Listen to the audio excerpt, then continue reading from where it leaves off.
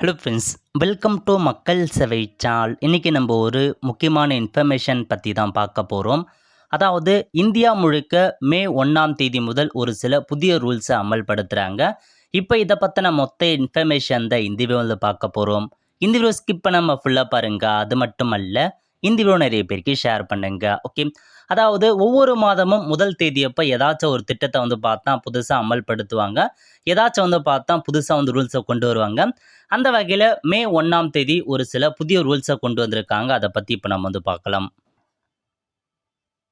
Okay, அதாவது மே 1ஆம் தேதி முதல் உங்களுக்கு கேஸ் சிலிண்டர் விலை இருக்க பாருங்க, அதில் மாற்றத்தை கொண்டு வந்திருக்காங்க.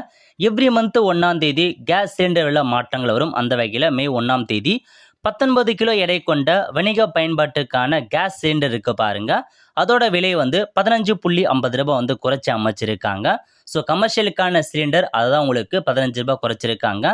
சென்னையில் 19 கிலோ எடை கொண்ட அந்த கமர்ஷியல் சிலிண்டரை 1906 ரூபாய்க்கு விற்பனை செய்யணும் அப்படின்ற மாதிரி அறிவிச்சிருக்காங்க. இது ஒன்லி பார்த்தீங்கன்னா கமர்ஷியலுக்கான சிலிண்டர் விலை தான் குறைச்சிருக்காங்க.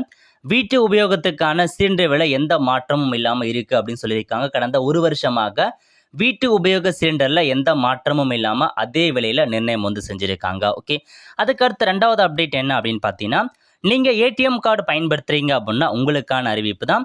அதாவது ஏடிஎம்கான கட்டண உயர்வு இன்று முதல் அமலுக்கு வருது. மே 1ஆம் தேதி முதல் ஏடிஎம் கார்டில் பணம் எடுக்கிறீங்க அப்படின்னா அதுக்கான கட்டணத்தை வசூலிக்கிறாங்க. பெருநகரங்களில் ஒரு மாதத்தில் 3 இலவச ஏடிஎம் பரிவர்த்தனைகளும், மற்ற நகரங்களில் 5 இலவச பரிவர்த்தனையும் செய்யலாம். பரிந்துரையை விட அதிகமாக பரிவர்த்தனை செய்தால் ஒவ்வொரு கூடுதல் பரிவர்த்தனைக்கும் ரூபாய் 25 வரி செலுத்த வேண்டும் அப்படின்னு சொல்லியிருக்காங்க.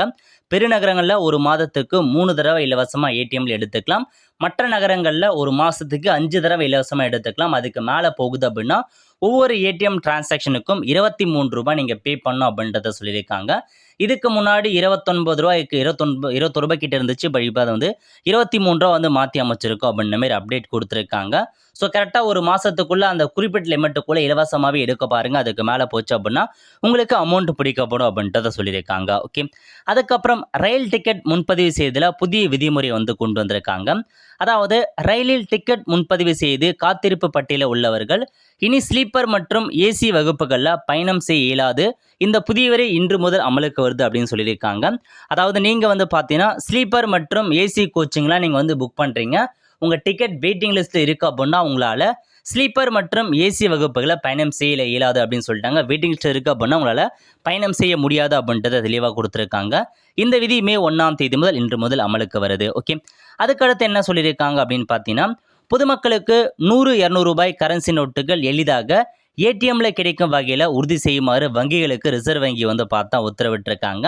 அதாவது ஏடிஎம்ல 100 ரூபாய் 200 ரூபாய்க்கான மணியும் பார்த்தா அதில் போட சொல்லியிருக்காங்க. மக்களுக்கு எளிதாக 100 ரூபாய் 200 ரூபாய்க்கான மணியும் கிடைக்கணும் அப்படின்ற காரணத்துக்காக இந்த ஒரு புதிய இன்ஃபர்மேஷனை கொண்டு வந்திருக்காங்க. மக்களுக்கு ஒரு நல்ல செய்தினே சொல்லலாம். இதுக்கப்புறம் ஏடிஎம்ல 100 ரூபாய் 200 ரூபாய் தான் உங்களுக்கு ஈஸியாக கிடைக்கும். ஓகே, அதுக்கடுத்து என்ன அப்டேட் கொடுத்துருக்காங்க அப்படின்னா, ரூபாய் 10,000க்கு மேல் இருக்கக்கூடிய காசோலைகள் பவுன்ஸ் ஆகும் பட்சத்தில் 500 முதல் 15,000 வரை அபராதம் விதிக்கப்படும் என்றும், இது பயனருடைய கிரெடிட் ஸ்கோரை சேதப்படுத்துவதோடு இது போன்ற நிகழ்வுகள் மீண்டும் மீண்டும் ஏற்பட்டால் வங்கி பயனர்களின் உடைய கணக்குகளை மூடுவதற்கான வாய்ப்புகள் அதிகம் என்றும் தெரிவிக்கப்பட்டிருக்கிறது. அதாவது 10,000 ரூபாய்க்கு மேலே நீங்கள் அந்த சலான் மூலமாக அனுப்புறீங்க அப்படின்னா உங்களுக்கு 500 முதல் 1,500 வரைக்கும் அபராதம் விதிக்கிறாங்க. இது தொடரும் பட்சத்தில் வங்கி கணக்கு பார்த்தா மூடப்படும் சொல்லியிருக்காங்க. நெக்ஸ்ட் 20,000 வரையிலான சிறப்பு தனிநபர் கடன்களை பெறுவதற்கு ஒப்புதல் நேரம் தற்போது மிகவும் குறைக்கப்பட்டுள்ளது. அதன்படி ஆதார் அட்டையின் உடைய ஓடிபி சரிபார்ப்பு அடிப்படையில் சிறிய தனிநபர் கடன்கள் வழங்கப்பட இருப்பதாகவும் தெரிவிக்கப்பட்டுள்ளது அப்படின்னு சொல்லியிருக்காங்க. 20,000 வரைக்கும் தனிநபர் கடன் நீங்கள் பெறீங்க அப்படின்னா சீக்கிரமாக உங்களுக்கான அப்ரூவல் கிடைக்கும். அது மட்டும் இல்லாமல் விரைவில் ஆதாரை வச்சே உங்களுக்கு கடன் வழங்கப்படும் அப்படின்றத சொல்லியிருக்காங்க.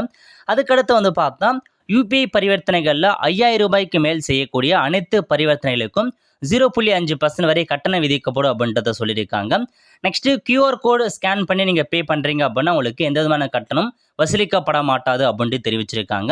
வங்கி வேலை நேரமானது காலை 9:30 மணி முதல் 4:30 மணி வரைக்கும் இருக்கும் அப்படின்றதையும் சொல்லியிருக்காங்க. ஓகே, அதேமாரி சனிக்கிழமைகளை 6 நாட்கள் வங்கி வேலை செய்யும் அப்படின்றத சொல்லியிருக்காங்க. பேங்க்கான இன்ஃபர்மேஷன். அதுக்கப்புறம் மே மாதத்தில் மொத்தமாக 12 நாட்கள் உங்களுக்கான வங்கி விடுமுறை இருக்க போதுங்க. அதை பற்றியும் கொடுத்துருக்காங்க. ஸோ மே 1ஆம் தேதி, மே 4, மே 9, 10, 11, 12, 16, 18, 24, 25, 26, 29 ஆகிய கிட்டத்தட்ட வந்து 12 நாட்கள் இந்த மாதம் விடுமுறை இருக்கும் அப்படின்றத சொல்லியிருக்காங்க. இதான் உங்களுக்கான இன்ஃபர்மேஷன்.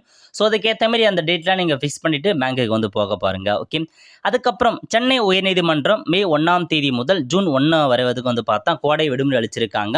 ஏதாச்சும் எமர்ஜென்சி வழக்குగా இருக்குது அப்படின்னா ஸோ விசாரணை செய்யப்படும் அப்படின்றதையும் வந்து தெரிவிச்சிருக்காங்க. பட் சென்னை உயர்நீதிமன்றத்தில் மே 1 முதல் ஜூன் 1 வரைக்கும் வந்து சம்மந்தப்பட்ட அந்த ஜட்ஜுக்கெலாம் வந்து கோடை விடுமுறை வந்து அளிச்சிருக்காங்க. ஓகே. அதுக்கடுத்து வந்து பார்த்தா வட்டி விகிதம் மாற்றம். அதாவது so reserve bank of India சமீபத்தில் வந்து ரெஃப்கோக்கான வட்டி விகிதத்தை 25 பாயிண்ட் வந்து பார்த்தா குறைச்சிருக்காங்க. அதாவது 6% வந்து பார்த்தா குறைச்சிருக்காங்க. இந்த அறிவிப்பை தொடர்ந்து பல முன்னணி பொதுத்துறை வங்கிகள் அவற்றின் ரெஃபோவுடன் இணைக்கப்பட்ட பெஞ்ச்மார்க் கடன் விகிதங்களை அதற்கேற்ப வந்து பார்த்தா மாற்றி வராங்க. இந்த வட்டி வீத மாற்றங்கள் ஏப்ரலில் செய்யப்பட்டாலும் மே மாதம் முதல் தான் எல்லாருக்குமே அமலுக்கு வருது. இஎம்ஐலையும் அமலுக்கு வரும் அப்படின்னு சொல்லியிருக்காங்க.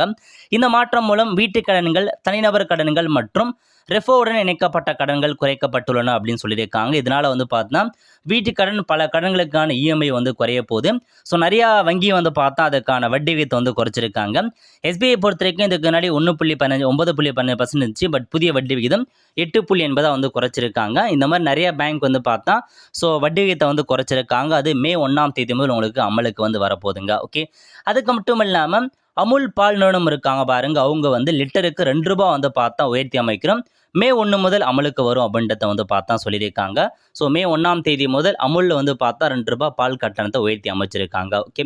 Okay friends. ஸோ இதுதான் உங்களுக்கு மே 1ஆம் தேதி முதல் ஒரு சில ரூல்ஸ் அண்ட் ரெகுலேஷன் கொண்டு வராங்க. இதை தவிர்த்து வந்து பார்த்தா மே 1ஆம் தேதி முதல் ஒரு சில ஊழியர்களுக்கு வந்து சேலரி இன்க்ரிமெண்ட் ஆகிறதுக்கான வாய்ப்பில் இருக்குது. மே 1 இன்று முதல் சேலரி இன்க்ரிமெண்ட் போடுறதுக்கான வாய்ப்பில் இருக்குது. அதேமாரி ஐடிஆர் ஃபைல் பண்ணுறதுல ஒரு சில முக்கிய மாற்றங்கள். நெக்ஸ்ட் வந்து பார்த்தீங்கன்னா நீங்கள் ஃபிக்ஸ்ட் டெபாசிட் பண்ணுற மாற்றங்கள் வந்து எதிர்பார்க்கலாம். ஸோ வெயிட் பண்ணி இந்த 1ஆம் தேதி நம்ம எதிர்பார்க்கலாம். ஓகே. இப்போ வரைக்கும் மே 1ஆம் தேதி மேலே இந்த மாதிரி ஒரு சில புதிய அப்டேட் தான் அமலுக்கு வருது. நோட் பண்ணிக்கோங்க. இதில் எது நல்லா இருக்குது நல்லா இல்லை அப்படின்றத மறக்காமல் உங்களுக்கான ஸ்கீம் பற்றி தெரியப்படுத்துங்க. அவ்வளோ ஃப்ரெண்ட்ஸ். கண்டிப்பாக இந்த பிடிச்ச லைக் பண்ணுங்கள். அது மட்டும் அல்ல இந்த வீடியோ நிறைய பேருக்கு ஷேர் பண்ணுங்கள். அடுத்து ஒரு நிலையில் சந்திப்போம். நன்றி, வணக்கம்.